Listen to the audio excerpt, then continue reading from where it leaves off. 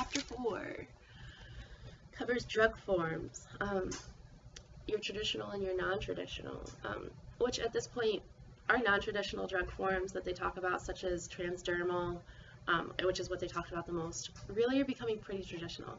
So I'm just going to say drug forms.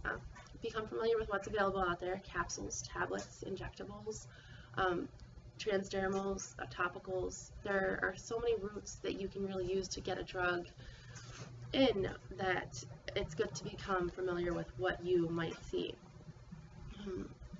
The book also covers the difference between elixirs, syrups, solutions, and suspensions.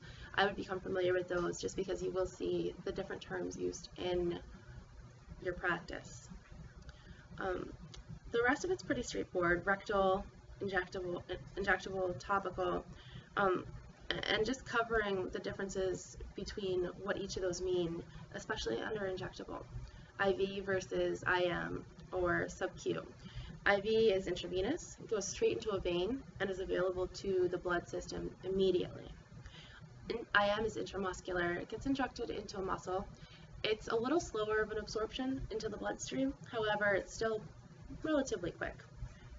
Sub-Q is kind of what we like to call a depot. It's a holding place. You inject it right under the skin, and it's a slower absorption from that area. A lot of times, what I'm most familiar with when I think of sub-Q injections is usually we have hospice patients who might not have an IV line. Maybe hospice patients are usually very, very sick patients. They're on their way to passing. So a lot of times they don't have IV lines. So what they'll do is they'll just stick a simple sub-Q needle under the skin, and they'll allow the pain medication at super concentrated levels to sit under the skin and slowly be absorbed. It's an easy route for hospice patients because it doesn't require hitting a vein. You can stick it anywhere under the skin. Okay, some special ones they cover there are intra-articular, which are injections into the joint, which are becoming more common with arthritis, as well as epidural, which is, let's go to that. I want to always make sure I give you the exactly right word. So, epidural, injected into a catheter that has been placed by an anesthesiologist into the epidural space of the spinal canal. Most of you, if you are women who have children, are probably familiar with that option. When you're giving birth, they will offer you an epidural, and that is to kind of prevent you from feeling pain at a targeted level. So they'll inject it mid-spine, and you won't feel pain from that point on. The book does talk about supplies, which I'm not going to get into too heavily. You'll become familiar with those: your pill crushers, your needles, your safety devices. So I would definitely look into that part of it. Finally, Chapter 5, abbreviations. This is going to be a very important thing to everyone. There are lots of abbreviations in the medical world.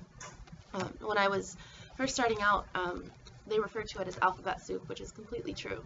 Between drug abbreviations and abbreviations for measurements and routes of administration, you are going to just be bombarded with PO, KVO, GTT. There's meanings for all of them, but they can be overwhelming at first. So that chart on page 61 will really help you, and I think that is the only place. So become familiar with those abbreviations. Those are the most commonly used ones. Also important, become familiar with ISMP's list of error-prone abbreviations. Being so close to the doctor as medical assistants and LPNs, you are going to see all of the things that the doctor's writing, and doctors write in code, basically. And doctors still use a lot of those abbreviations that we wish they wouldn't, but it's our job to kind of pick through it, call them and say, that's not allowed. It's, prone to errors. So take a look at that. It's actually pretty interesting. ISMP is the Institute for Safe Medication Practices, and they put out all kinds of different reports and sort of stories for you to take a look at and see how an error was made. A lot of times you might not know how an error would happen in your own, as you're going along, but when you read these stories, you're like, wow, I never thought about that happening to me, and then you remember the next time you're dealing with that medication maybe to do things a little differently based on what happened to the person that made the error. So take a look at that chart. That's on page 63 and 64, and that's just really good information for preventing errors as far as abbreviations go.